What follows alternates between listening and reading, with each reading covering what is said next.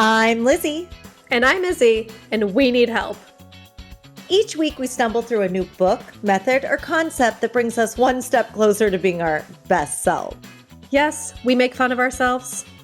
And others. But mostly just ourselves. So here's to not taking self-help quite so seriously. Welcome to We Need Help. I'm Lizzy. And I'm Izzy, and I'm super excited to introduce Jarie Bolander as our guest today, the author of Ride or Die, Loving Through Tragedy, A Husband's Memoir. Welcome, Jarie! Thank you so much for that rousing introduction. I was going for rousing, so thank you. I know you were, and I'm just thrilled to be here. I just love the energy of what you guys are doing. It's so awesome to, admit that you need help and then to go get it, but then do it in a way that's like entertaining and fun. Because some people take this stuff too damn seriously. And I'm glad you guys don't. It's hard on people because if you take it too seriously, you're always going to feel like shit. And we just refuse to feel 100% like shit. Yeah. Yeah. I mean, you got good days and bad days, but overall, like, generally, no one's shooting at you. You have a good family. You have people you love. Life's good. So let's just move on. There's parts of life that suck really hard, and then there's parts of life that are really good. And if you look at it one way, it can suck really bad. But if you laugh at it, it's not that. I mean, we don't even know why we're here, so we might as well have some fun, right? I always think tragedy is way funnier. So, like if it wasn't for trauma, there's that too. I would have zero sense of humor. So, thank you.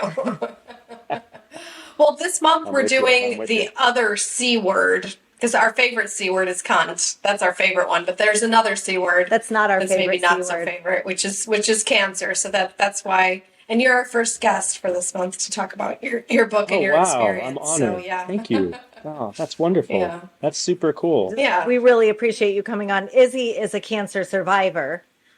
So I don't know if you know that about her. So far, so good. I need some wood. Knock on wood, right?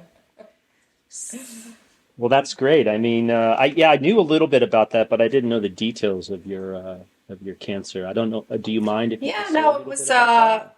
it was when I was reading your book, because you and your wife we're going on this IVF journey, as were my partner and I. So we started getting all the fertility tests, and the doctor was like, "There's something wrong with you," to me, and I was like, "No, it's my choice in men, obviously." yeah. But clearly the swimmers aren't swimming very well. No, she said his sperm is lovely and wonderful, so there's something wrong with you. I've never heard that before. It was hilarious. It was a thing. We were in this, imagine this. It's a fertility clinic in Warsaw, Poland, and the fertility doctor is very serious. She was all dressed in gray, and she was just entering information and asking us all these questions. And so Maciek's family is, Maciek, that's my partner, his family is they just are riddled with illness. It's just riddled with it. And then my family's pretty good. We've had the odd tumor here and there, and then it got cut out, and then we're all fine, right? And so she's just typing all this stuff in very seriously, and he's making jokes, and she's like, this is serious. And then she's like, oh, I see your sperm analysis ready. I think I went Russian there, but yeah, it's okay. So she pulls it up, and she goes, wow. That's amazing. She was just, and I'm like, well, yeah, this is what it takes to get a Polish fertility doctor to smile. Just high quality sperm. And you're sitting there going, oh, great. I'm getting my... And then she turns to me, she goes, the problem is with you. It's okay. So I went and got all these tests, and they said, okay, you have Hashimoto. And then they did a scan, and it was just riddled with tumors, and they had spread to my lymph nodes. So it was thyroid cancer, which all the doctors were like, it's the best one to have. And I'm like, okay. But I was really positive throughout the whole experience. I don't know why. I just didn't. I mean, I mean, good on you, right? And I think part of dealing with something so crappy like that is your attitude towards it. Before I met Jane, I had another wife. So I read that, my Margaret, ex-wife. right? Margaret, yeah, and her mom, Margit, it was. So they were Hungarian. I don't know if you know any I don't Hungarians, believe in but Hungarian Margit. people. She doesn't believe Yeah. in, Well, in Poland yeah, they're either. yeah. Doesn't Well, sound real. they call themselves they call themselves they're the Magyars or the Magyarország is Yeah. the like the country, right? So Margit is big Margaret. Margaret is little Margaret, right? So obviously, and she we found out she had like stage 4 lung cancer, and the way she handled that, well, I mean, that was Your ex-wife or pretty your like it's mother-in-law? Ex-mother-in-law. my ex-wife's mother. So your ex-mother-in-law. So Yeah. Okay. my ex-mother-in-law, right, who's since died way back then. But yeah, the way she handled it, obviously she was pretty shocked about it. But boy, it was the attitude matters Big a time. lot. So kudos for you to be like going after that and not being like Debbie Downer and your own private pity party. That's Yeah, because I didn't see the sense in that. I'm like, if I am going to die, what is the sense of crying for the rest of my days? That's how Like, I feel I about just did all not of see the sense life. in it. We're all dying. Yeah. Stop bringing We are. everybody We're all slowly down. going there. we die a little inside every time we get on Zoom. Yeah. It feels Well, right. Jarie, was so funny because I joined a Polish support group for people with similar cancers, and I'm like, I can't wait to get some positive energy, and I like opened it up, and it was like, I have been crying for 6 months. And I'm like, like Yeah, I can only Polish imagine. people are not known for their The, joy. no. Oh, I mean, Eastern European in general, like we went to Hungary, right? And it's just tough. Like people don't understand unless you've gone to those countries. Like it's just a harder life. Like the assumptions you make about like, oh, things work, yeah. running water that's not polluted, whatever. Like, no, that's like It's this is not random. like everybody right? And walking it's around in hard. Dutch shoes, because that's what I picture. No, All but of Europe, not everyone. Lizzy thinks they walk around in fucking wooden shoes. They're like mini Yeah, I know. Yeah. And they're breaking into dance. It's like it's your Yeah, they're all Disney. wearing It's your lederhosen Disney. and they're chilling. no, it's hard. Yeah. Yeah, That's how they do. Yeah, that's what they do. Even in business it's a meetings. hard life. Yeah, it's a hard life. I mean, when I was going through, after Jane died, and which we'll get to in a second how that all worked out. I was in these groups, these I don't know, grief groups or whatever. I mean, even here, it's just like, why is everyone so sad? Yeah. And they're like, well, your partner. I go, yeah, I know. Okay, I'm sad about that, but like, I want to grow from that. I don't want to sit around and be like, woe is me. Yeah. Like, I got enough of that. I Yeah. want someone to be like, yeah, let's go. You're Let's go gonna do make something. it. Like, okay, You're going to be cool. okay. Like, not, They want somebody Yeah. to, like, yeah, Yeah. somewhat. I've had a Yeah. lot of loss in my That didn't life, happen. and there is nothing worse than my brother committed suicide. So for the next 2 years at least, I couldn't tell a suicide joke because it brought all my friends down. He like fucked up Yeah. my suicide jokes for 2 years straight.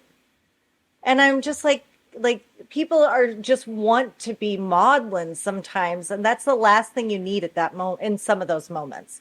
I'm not saying you didn't Yeah. like you can't get a half a bottle of wine in you and just like lose it for 4 hours straight. But like you gotta get up. Yeah, and I think a lot of people, okay, there's the grieving period. Then a lot of people continue to be maudlin because they want to make it about them because they're getting something from the grief.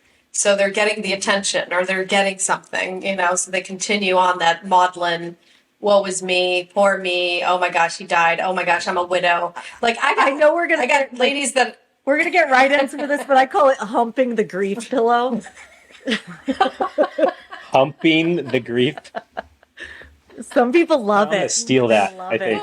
so they Oh, do. I think I'm definitely They gonna steal do. that. I got a lady that I work. I'm a coach, and I got a lady that I work with, and her husband died like 15 years ago, and she's still milking it. I'm Was like, get he over Jesus it. Christ? Because if he wasn't Jesus Christ, like, enough. Get off the cross. A little bit We more need than the 15 wood. years ago. Mary Magdalene, get the fuck out of here. All right. So, Jarie, tell That's us true. a little bit That's about true. your book, like for our listeners. Sure. Since we're reading it, obviously, but we'd love to hear from you. Like, what why did you decide to write it? And tell us a little bit more about it. Yeah. So the book's Ride or Die, Loving Through Tragedy, a husband's memoir. It's about Jane, my late wife Jane, and I's relationship. We only really knew each other in total 5.5 years, from like literally when we met to when she died. And in between that 5.5 years, we lived pretty much a full life, with all the tragedy and sorrow and joy and celebration that comes with that. I use writing to process the world.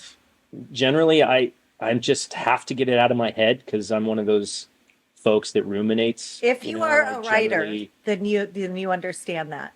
If you because if yeah, it's either yeah, write or die. yeah, Write exactly, or 100%. die. Yeah. Oh, see what you did there. See, look at I got that. Write or Ooh, die. man, I you're all got over you. that. Like, gosh, I should hire you to start writing some of my jokes. Well, Lizzy's a writer too, Yeah. so I know, which is beautiful, so Yes. you get it, right? So, I mean, for me, it just, I'd written business books before, I still do, it's just the way I process things is it has to get out of my head and on the page. And on the page, once it's there, it just becomes less scary for me. I remember like the first scene I wrote in this book was the day she died. Like, she died at like what is it, 1:47 in the morning on a Monday, April wait, I 3rd, haven't gotten to that 2017. chapter, so you just spoiled Oh, it. sorry. I'm sorry. Yeah, it ends Yeah. badly, by the way. Sorry, no happy endings on that one. But literally started writing this the day she died. And one of the reasons I did that was because one, I was just so emotional, like I don't know what else to do. And two, I figured, you know what?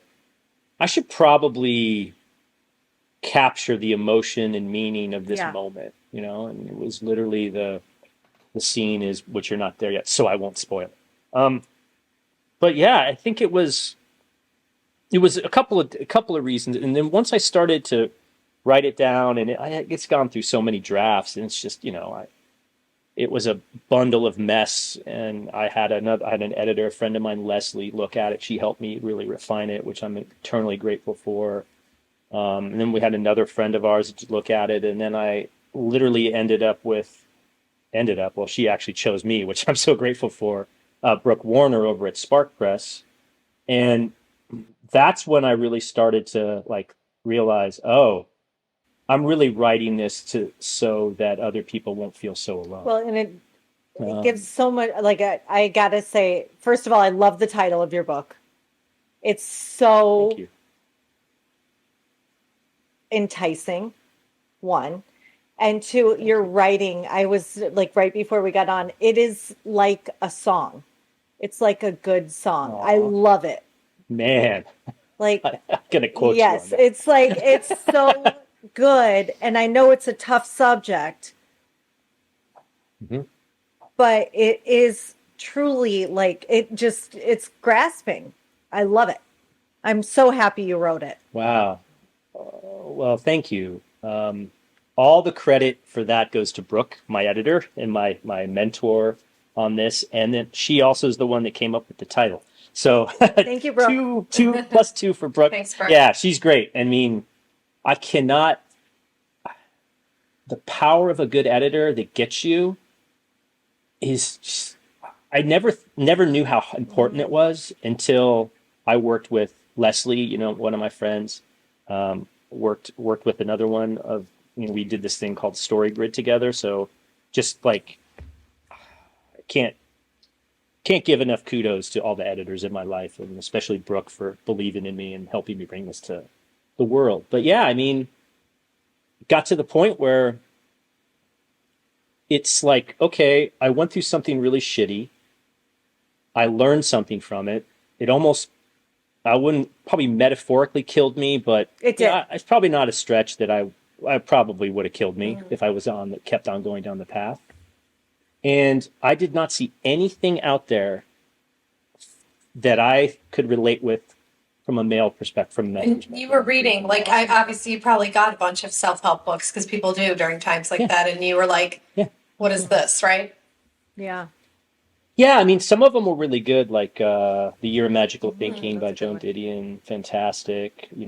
Tuesdays with Morrie, fantastic. Even the Sheryl Sandberg, I think it was what Option B or Plan B, I don't remember. That was okay. But Widowish was another one. Future Widow was Future another widow. one. It- Is that like a yeah, Future Widow. Yeah, preparation? Jenny Link. Okay. Yeah, no, she.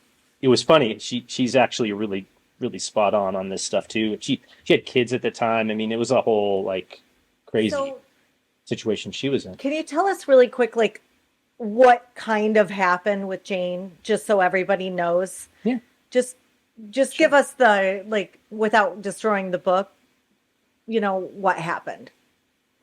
all right. Well, it ends badly. She dies. So, I mean, first off, sorry to No, ruin the it's bend. okay. Actually, so what happened was, got married, all that great stuff, looking to have kids. She had a bunch of miscarriages in a row. They said something's wrong. They checked her out. They said, "Oh shit, you got leukemia." And that was the day after And Christmas, yeah, right? Oh my God. yep, 26th December 2015. Remember it like it was yesterday, Yeah, right? And I'm sure I get that.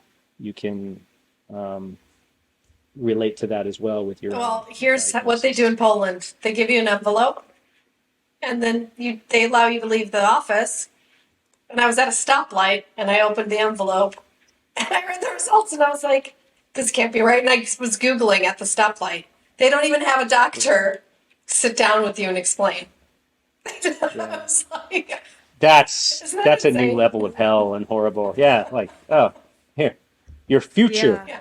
leave, So I right? called like the Medicover hotline. I was like, "What does this mean?" She's like, Yeah. you need to make an appointment Yeah, immediately." fucked. Yep, Now, fucked. yeah, exactly. So she got diagnosed, 26th December 2015. For the next 15 months, we went in and out of chemo. She had a bone marrow transplant, all these things. And, she was getting on a clinical trial, all these experimental things, and ended up dying April 3rd, 2017 from leukemia. And the book's about the journey that we went on together, about what it's like to be a caregiver to a sick spouse. How's that dynamic? What it's like as a man to deal with that. And now I'm a caregiver. Now I'm running her business. I have no idea what the hell I'm doing. Wow. Like literally, I'm like, Yeah. okay, let's I guess take it a day at a time. I don't even know I what think to there's do. a reason why Um, most women live longer than men, because I don't think men are really made mhm. out for that. Like their natural instincts, Natural instinct, yes, is not to be like, nurturing and and it depends. Yeah, I think it's a different type of nurturing. That's what's interesting is because so Jane was a go-getter, like type A. We were the power couple around town. We got introduced by I won't ruin the book, but we got introduced by a famous person that married us. Now she's famous too. aw. Yay! Right? So all sorts of cool stuff. But it's it's interesting because the dynamic of you take your marriage vows, right? In sickness and health till death do you part. You just like say the words. Like you have no idea what it means until you're like, well, this is Yeah. what it You means. got to do that before It's you can what we kiss, went through. right? Yeah. Yeah, I mean, yeah, literally. Like, oh Yeah, yeah, now okay, make okay. out. You're Get like, to oh, the. hold on. Can I get some clarification? Yeah. What is exactly does this mean, Um, and you just have no idea, right? And I think the thing that, again, and this is changing now with society because you see a lot more male Hmm. caregivers for parents that are Which is elderly, great. Gen X, millennial. It's now roughly 40-60 male, 40% caregivers for, and again, I think it's just because society, like it's starting to become a little more like manly, or like you're taking care of your family as opposed to grunt, go work, kill you, Right. drink yourself to death or whatever. Like I, That Don I'd say Draper, drink myself to, like, yeah, mindset the is Mad Men coming type thing. out. It's going out. Yeah, yeah, and I think it's just an interesting thought experiment, right? For especially for a man. So you look out there and you're like, okay, I don't see anything out there that's going to help me. I can't express my true feelings about how shitty this is. I simultaneously want to cry and then simultaneously want to punch things really hard. I'm walking down the street and I want to walk in front of a bus because I want to feel something because I don't feel anything. And when I talk to people about it, they generally are like, sorry for your loss. Is there anything I can do to help? And you're just like, can you bring her back? Yeah. And so, and I don't. If you're that right? sorry, is this your fault? Why are you acting like it's your fault? Why are you saying sorry to me? What did you do? Well, yeah. no, but again, but this is the thing I think, and I don't fault people for this because, like, before this happened to me, I was that person too. I had no clue. Like, how do I talk to someone that just lost their mom? I have no idea. They don't train you for that. We don't even talk about that. It literally here in the U.S. is everything is rainbows and unicorns. And it's all Instagram awesome, and you're like, life is not Instagram awesome. I'm sorry, you have a filter on that shit, right? The rest of the day, I'm just trying to get through it, right? I wish I never had to, screw that, I wish I never had to deal with this, but now that I have, I'm going to share, right? And so I think the conversation, especially for men, and I really appreciate what you said about everyone should read it and it's written like a song. I literally think every man should read this, and that's my aspirational goal because men really don't read. They should read it if they're getting married. Yeah, for sure. But the second thing is, if you're a woman that loves a man, you should read it too, so you can understand. This is why one of the most powerful things. No one could understand what was going on in my head because I couldn't explain what was going on in my head. I had no idea. I'm like, I just want another drink. We're not given the language. Hey, just go get drunk. To grieve. We're not allowed to see it as, I do truly live my life, and I've been lucky enough to have enough loss to do this, that this could be, I know that this could be the last time I talk to you or to Izzy or to anybody. I actively know that and understand that. And we really could focus more on that as a society in a loving way. It doesn't have to be in a fear-based way, but just soaking every bit of each other up. Yeah, it's a good way to put it. I know one of the things that I've learned from this experience is every time I wake up, I have another day. Jane doesn't have any more days, right? She's got the days in my head and how I, talk about her. But wow, another day. Now, how am I going to use this day? Now, this doesn't mean it's all rainbows and unicorns. I have bad days. I tend to bias negative. I'm like engineer negative. You will flip I usually like off to say if you have to. I will get angry, right? And I tend to be short-term pessimist, long-term optimist, right? But it's like I wake up in the morning, I said, oh, wow, another day. Just that.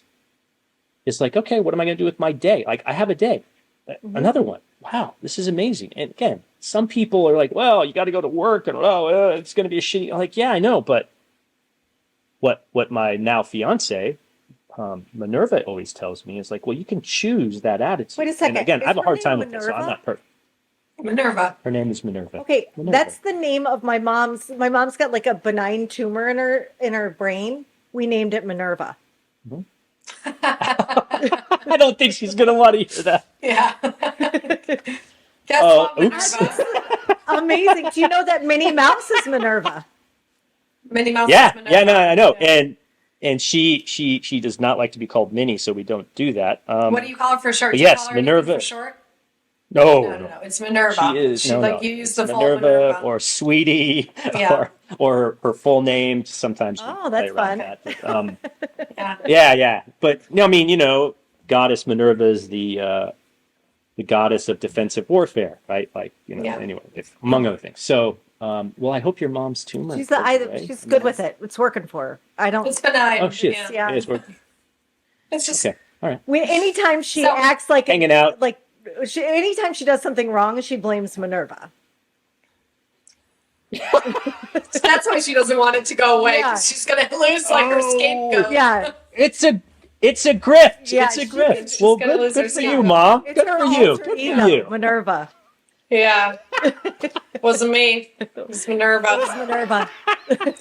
Minerva did it. Oh. So I have a question for you guys, because Lizzy, you lost a child and it was sudden, right? Jarie, it was a longer period. She didn't die suddenly, right? So I'm wondering if is there a difference in the grief?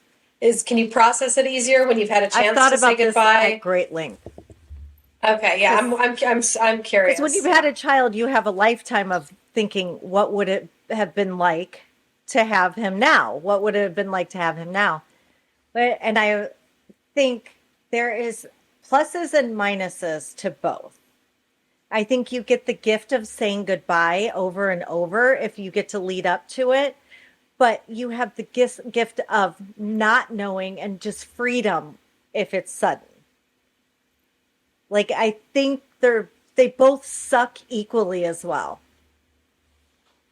Yeah, and I was just thinking, Jarie, like you were a caretaker. That must have been really, really hard. It was. I mean, I was 2 full-time jobs, right? Running her business as a PR and marketing firm because we had to eat, and then full-time caregiver for a 34-year-old feisty, going through menopause, chemo brain, pissed off at me because I had to work, but then loving me for staying. And out of control. So it's like, she was an A-type, so she was out of control. That's like the worst. Yeah. I mean, it's funny because when you go into in chemo, inpatient chemo, she had just all these every couple of months she'd have to go in for like 5 weeks to get these chemo rounds until we did the bone marrow transplant. But one of the tricks I learned, because I'm like, in charge of Team Jane, we had this whole care circle, Team Jane. And I'm like, look, my job is to not lose the MVP, right? That's my job. And that may seem a little old fashioned to some, but like, I'm the husband. I got to protect my wife. I got to make sure that she's okay. Right. And we would have fights about all these sort of, you're not aggressive enough, because I'm a kind of a nicer guy, like, oh, this, and never. But one of the things that I learned, which I've just best thing ever, is, she'd be like freaking out or like on chemo brain or like, oh my God, the chemo, I can feel it, whatever. And I knew that, there's this thing called Ativan, which is for anxiety, but there's this other thing called Benadryl, which is like a miracle drug. So I would go to the nurse, I say, looks like she's having a little reaction. Maybe you should give her some Benadryl. And as soon as the Benadryl went in, mainline Benadryl, knocked out. Yeah, you can inject Benadryl. Call that poor man's Valium. Yeah.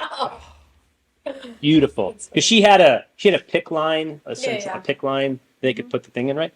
So yeah, I'd be like, oh, I guess she looks like she's having a little reaction. Give her some Benadryl and right. So yeah, it was hard. It was a little crazy. I think 15 months is a long time to be working two full-time jobs, one of which is really emotional and draining, and you lose yourself. I lost myself for a little bit. No one really, I mean,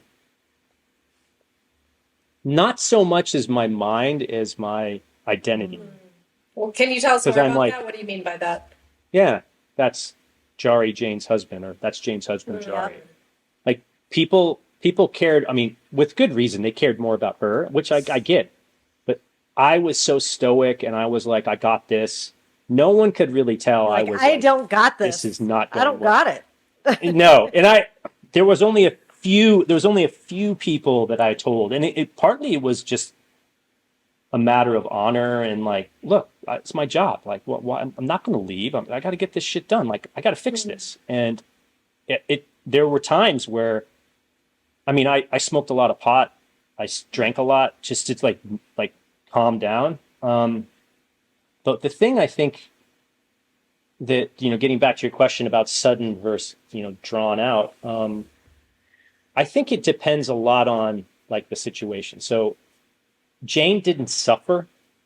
There wasn't a lot of pain. The last week of her life, she just went like quick. It was just so, it was horrible, but I had prepared like 6 months ahead of time to be like, this shit may not go right. I need to literally we need to have the conversation. So we talked about it. We talked about, what it would be like when she died, how to find love again. It's in the book. It's all there. But I think it's, to me, it really depends on the relationship with the person you had. If it was contentious and they suddenly die, you're going to be like, I wish I would have. like to your point, right? Yeah. Lizzy, every day you should be like, I love you. I hope you're, like every day should be that, like that day may not be there again. And that's what I learned. It's like, okay, like I have to just have peace with this, that tomorrow I may not wake up. And I'm okay with that. And so I think it was honestly better. If she would have died suddenly, I think it would have been way worse on me. It was bad enough, but because I think we wouldn't have been able to talk about what we need to talk about. And, to be honest, like how many people talk about your demise? How many, nobody. I mean, the gift she gave me was she was just so poised, just even at her worst. And believe me, there were some really like, are you really saying this right now? Are you really we're gonna go play that now? Really? Really? I hope that when my demise happens, whenever that is, that I have as much grace, as much courage as she did to handle it. And yeah, I think it's better when you have some time to sort stuff out. Because how many of your relationships, other than when you've gone through something like this, where you're like reconciled, like my dad, my dad and I don't get along. We hadn't got along for a long time. And he started to get dementia and Alzheimer's, right? And before he lost it, he's still alive, but he's like not him. We reconciled to a certain degree, and I'm completely fine with that now. If he would have suddenly died, would I have felt a little more weird or a little more like, I wish I would have said something? Maybe, but not anymore. I'm like, It's, I think whenever you can leave somebody, telling them and know that they understand how you feel about them and you understand how they feel about you, I think that's a plus in any and every relationship.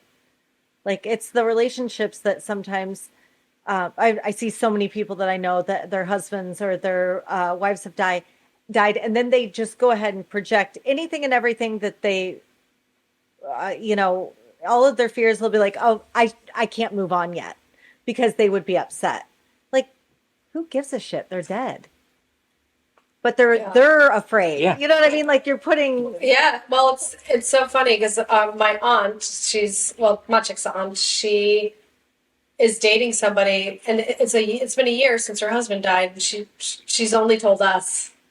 Well, you just told the entire world. Sorry, no, none of her family speaks English. So. Oh, good. Yeah, and who really listens to the show? Nobody listens to it. Good.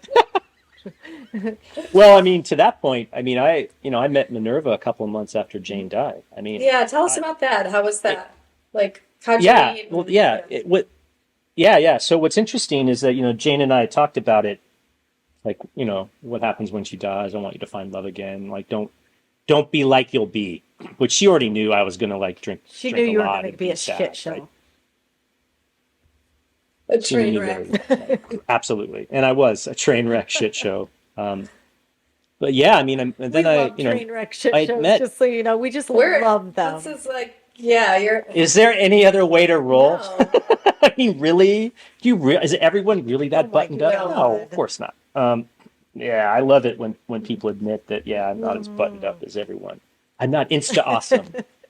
I mean, I had known about Minerva. We had mutual friends, but never really spent any time with her.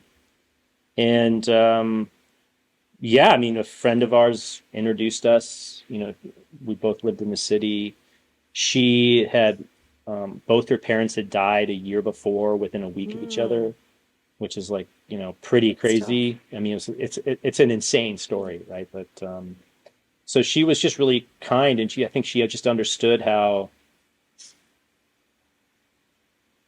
lonely it was to lose someone, and she's just a very thoughtful person, right? And so it was a little weird, right? I mean, I don't think I handled it well the first year or so, right? I just didn't. I was ashamed to one sense. I felt I was betraying Jane, even though she wanted me to be happy.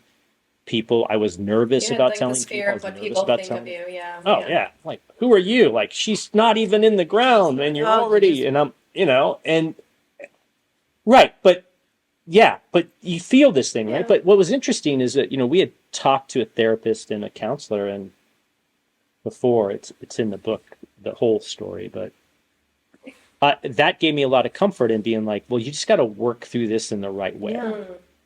Yeah.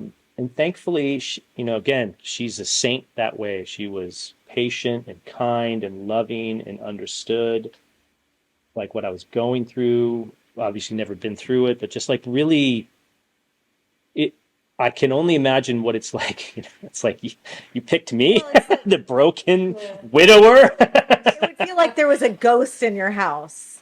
If you're like, if someone was happily married and the person died, and then you're all up in that, and then you're like, okay, but is he comparing her to me? Or, Yeah. I mean, Yeah, that would be yeah. real, I think. It's real. I have a friend who's dating a widower, and the pictures of the wife are all over the place, and it's like, yeah. Yeah, it's an interesting dynamic. Yeah. So I would say, have you guys talked about that? Like, I'm sure you have. oh yeah. Yeah. I think she said probably the kindest thing and honestly the most loving thing, other than, Jane saying find love again before she died, which sounds weird, but we had talked about it one time, and I'm like, I'm writing a book, right? Like, I'm going to be talking about this. It's going to be in our lives. I'm going to be on We Need People are Help weird the about it. podcast. Yeah, did you say that? I mean, it's going to be on one of the most successful podcasts on the planet that I am honored to be on, by the way. Successful podcast in the country. In Milwaukee. Yeah, in Milwaukee, Wisconsin. And more, hey, I'll take anything, right? Got to be number one somewhere. But she said, I think it was so, just so insightful and kind, and so like, damn, you got your shit together. She's like, Jarie, because I told her, I said, I talk about Jane, she has a daughter, so, Jane comes up sometimes in certain things because I've talked about her and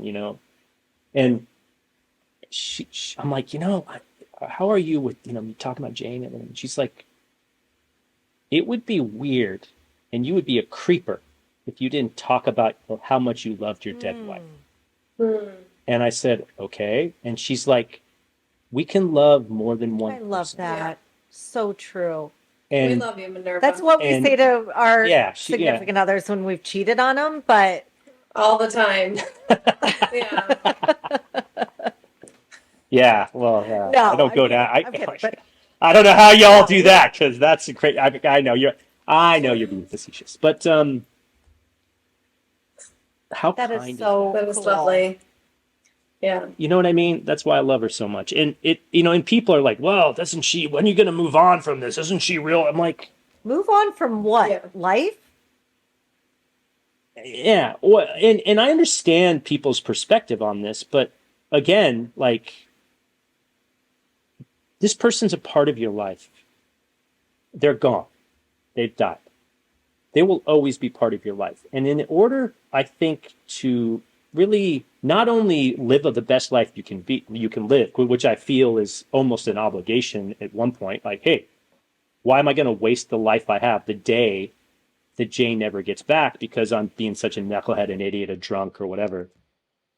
But to say, like, when are you going to move on from such a fundamental thing in your life is like, I don't think that's realistic. I think the people that are jealous of the dead spouse, that's their insecurities that are just like, look, you gotta be comfortable with that. It's like, okay, what about all their, what about an ex-wife? Some people are jealous of ex-wives. Yeah. I don't get it. All the exes, right? I don't either. I really don't care. I mean, yeah. Well, yeah, I do. I get it because it's one, probably haven't been talking about it enough. Two, they haven't shared their concerns and their struggles, and the person that's the widower, of course, is like, my God, I lost this great person. And my guess is, they're comparing that could be, but I'm sure I get compared to all of Minerva's exes. I get compared to, like, it's just a different thing because they're dead. It makes it a right? little better that. I mean, Yeah, it's just it's Yeah. insecurity. It's like I'll never live up to the Yeah. greatness of I need to be number one. I don't. Yeah. And and I think part of the reason I wrote this, right, is to show, yeah, Jane was great. She died. I miss her, but she had flaws, Yeah. it's like any how many human, times right? does somebody have to die and they are now a saint? I don't. I love this is the story. Lizzie's mom. If you want your picture on her wall, you have to You die. have to die. She will We're only put dead Irish. people. We're Irish, and it's all about who's not at Christmas. You know. So Wow. yeah. Well, I mean, and we've had a lot of people die because there's tons of people in our family and in our circle. So I always say I ask my mom like, do you have to die to get on your wall? And she's like, yep, there's not enough room for the living. I just love But like, that. there's so many people that when they die, they are all their bullshit is wiped clean. It's like, why not? Why do we have to be like just? Why do we have to be like that? Why can't we just be great, imperfect people who also everybody dies? Yeah. You know? Well, I mean, it's a really good point. I mean, one of the things that it always kind of early on after Jane died was that people would say, "Oh, now you're the new Jane," right? Which, if you can imagine, you kind of lose yourself as the caregiver. Now you're like, now I got to be someone I'm not. Like, I'm not her. I never will be her. There's some things about her I hate it. There's some things I'm like, no, I'm not going to be that way, right? I'm not that person. But yeah, I mean, I think the humanity of those that have gone on. Yeah, I mean, I think that's part of the reason I just wanted to tell the story in the best way that was the most authentic to me and her. I mean, she would admit that she's not perfect. I admit I'm not perfect. Everyone has got their Right. issues, man. Like, it's not like, again, it's not Instagram awesome. Like, I get it. There's a filter. I know you want to, like, Yeah, you want to. show your whatever. Yeah, you know what I mean? But that's just not What productive would you at all. tell And that person whose wife just got diagnosed with a pretty scary cancer? What do you tell him? Yeah, that's what I was gonna ask. Like, What would yeah, you what say advice to would you you give them? back then if you could? yeah, that's a very good question. Like My buckle gosh. up, bitch, you're in for I'm it. getting I'm getting get I'm getting goosebumps just thinking about. I wish I had this advice. Yeah, like I know what the hell I'm doing even today. Uh, I would say take it a day at a time. Get very organized. Ask for help. Don't do not be that guy that's like, I can handle it. You're not going to be able to handle it alone. Clearly, I don't care how good you are going to need help. And then I think the other thing that's important is take time for Yep. you. Like, you need to recharge. The best analogy is, put your oxygen mask on first before you help Yep. others. That gets lost when you're a caregiver because everyone is like I mean, depending on your personality, you're like, this is all I'm going to do. I'm going to make her better. And you lose your humanity as you lose your soul a little bit. And what about you? That is not This is selfish. all And the I same was like, exact advice people give mothers. And they Yeah, never we had a they the never connection take that parenting book. advice. She said, if you're as a mother, if you're not okay with yourself, you're not going to be You've got to take there time for and yourself. great for your You've kid. gotta, but because you do lose yourself in caregiving. yeah, I mean, yeah, agreed. I think that's a really astute point. I think it's hard to do. So from a male perspective, at least my male perspective, right? Like, you want to come across as I got your shit together, any crisis I can handle, cool, calm, collected. I mean, when I was working in the corporate world, my nickname was Iceman. Like, I would go up and give the presentations that no one wanted to give in front of the CEO that would call you motherfucker every 5 minutes.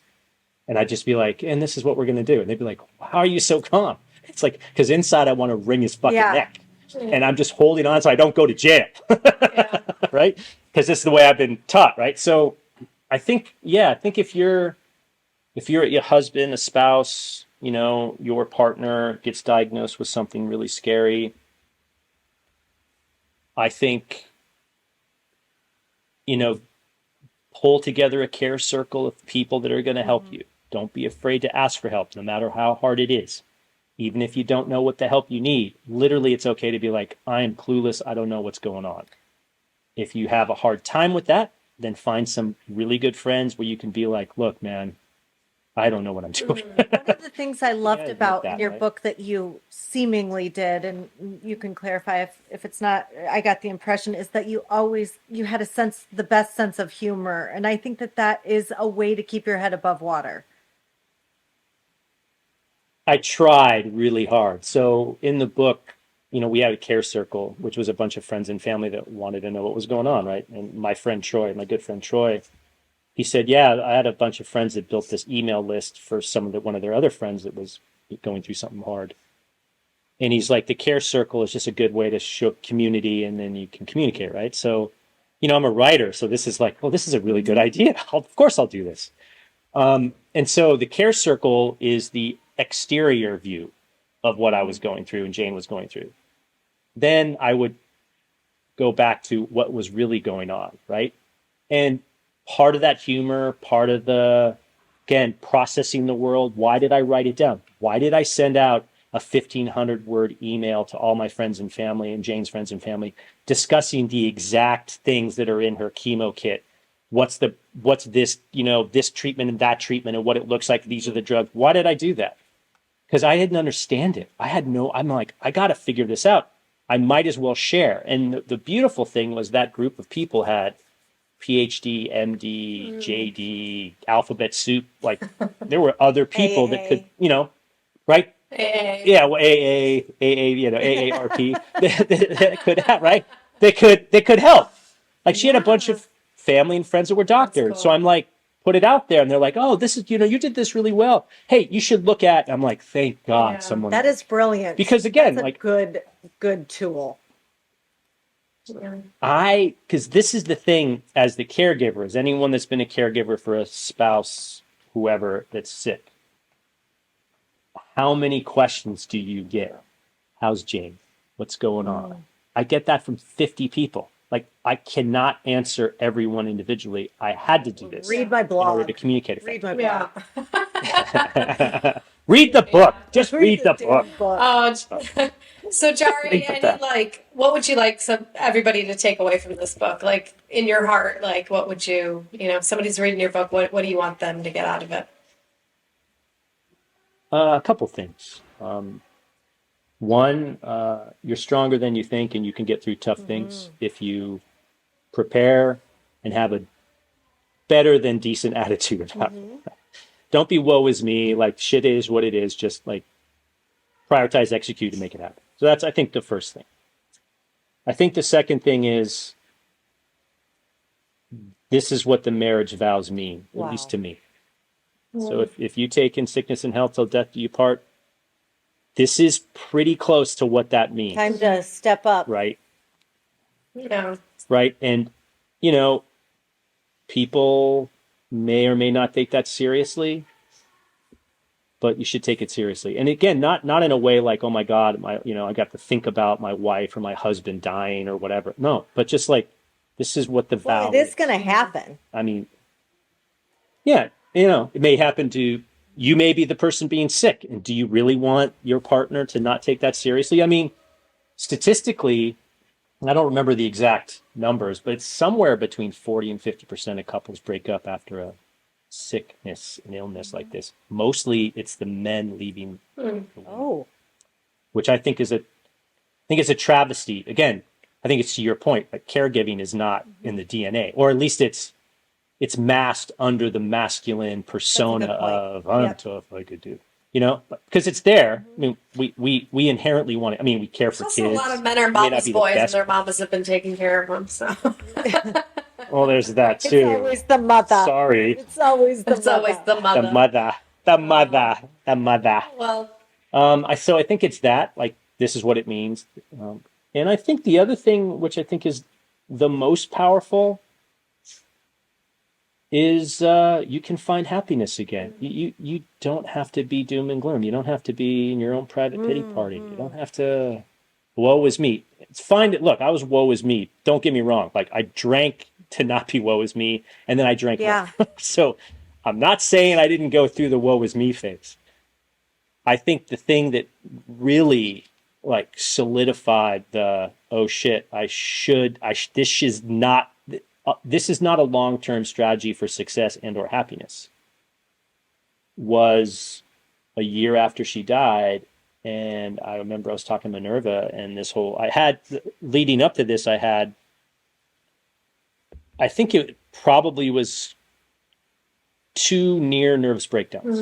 It's probably marginal. Probably clinically nervous breakdowns, where I was so despondent and so sad and so like, what the fuck is going on?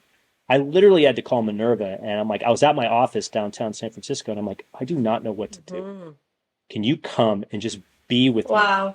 Because I just do not know what I'm going to do. I mean, I was that out of control, right? I was like, and I'm like, this drinking shit is not helping me, right, at all. So Drinking never once helps. you kind of realize that,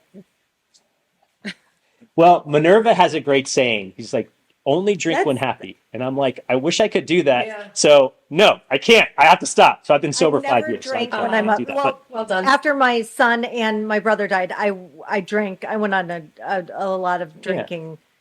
But now, like in general, if I'm upset in any way or unhappy in any way, I would never turn to that because it makes it so much worse. I think that's a very good point to also say. So, the post-traumatic growth, the post-grief growth, I would say when you're ready, I think you got to just think of that mindset. And again, I bias negative. Anyone that knows me, like I seem all jovial and happy, but I'm a curmudgeon, go down in the dirt on the negativity, right? Person. But I know it's so good, right? For those of you, I'm like Bill Burr. Like that's my attitude, right? So much.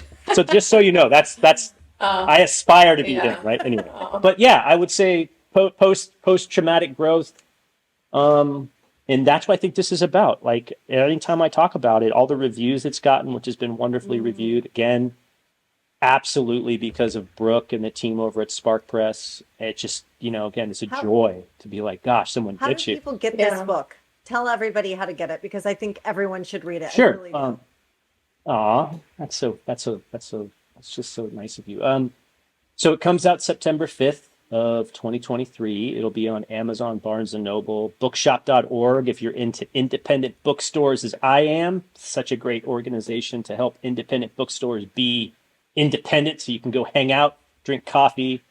And if you're in Amsterdam, smoke a bowl. I would say, which I don't do anymore. I don't know. I'm in recovery too, so well done. I'm the only one that can smoke a bowl in Amsterdam. Good. Lizzy, go smoke and tell us how it is. Hey, Done. We want to live vicariously. We're gonna live a little vicariously through you. Just a little. I mean, I miss drinking, and I'm like, okay, now I know I can't do anything. Yeah, thank you. And a My blunt favorite. next time we log on. Yeah, Jane and I loved whiskey, funnily enough. So if you're into Scotch, Jason is a bit. My husband's a big Scotch person. He loves it. Yeah, I was a vodka girl. Akintoshin. I think vodka's for homeless people. So I think it's for people that want to day drink. Honestly, if you're going to drink at work, might as well be vodka. I think it's just for the homeless. I just liked it because it was like if I felt like it was a cleaner drunk. Like whiskey seemed to be a dirtier drunk. Like vodka just was like a cleaner, quicker. I felt like I was. It's like hand sanitizer. It's like chemo for the inside. It's like hand sanitizer. So Jarie, even better. Thank you so like much. chemo. It is. It's like chemo, but maybe that's why I got over my cancer so quickly because I had been like doing chemo for years. Which, yeah, like, hey, no cancer's got a shot in this body. Yeah, exactly. Which I'm so thankful. I'm so thankful that you're in remission. So. Yeah, remission and recovery. So that's cool. Yeah, even If it starts with an R, she's in. She's into I'm it. in. Yeah, that's why I loved this book, Ride or Die. Like it starts with an R. I'm in. yes. So yeah. So again, everybody, the book is Ride or Die: Loving Through Tragedy, a Husband's Memoir. Thank you, Jarie, so much for being here. We loved having you on. And yeah, Appreciate it. And we we'll can't stay wait in to, like, touch. yeah. Absolutely. We gotta have you Absolutely. back in like a year. Yes. And then, like, you're living in like a mansion and Doubtful. As Lizzy knows, you do not get rich being an author. No. It is a labor of love. Yeah. Obviously, it's a Yeah. labor of love, and yeah. it's again had Well, to be Jarie, written. we adore you. I just don't know other way. We to adore you. Yeah, and we adore the book too. Yes. So I cannot wait to finish it. I'm almost done. So. All right. Thank you so Thank much. you. Love you guys. Bye. Thanks for joining us this week on We Need Help, the podcast, the duct tape of self-help. Please visit our website, weneedhelpthepodcast.com, where you can find links to the show on Apple Podcasts, Spotify, Stitcher, YouTube, and all the others, so you'll never miss a show. You'll also find links to the books we've reviewed and our amazing store. If you enjoy this podcast, go right now, because if you're anything like us, you'll never do it later. Like and share our page and episodes on Facebook, Instagram, YouTube, or just tell a friend about the show. That would help us out too. Also, feel free to let us know what you need help with, and we'll try to cover it in a future episode. You can also find us on Instagram at weneedhelp_the podcast. Thank you for listening.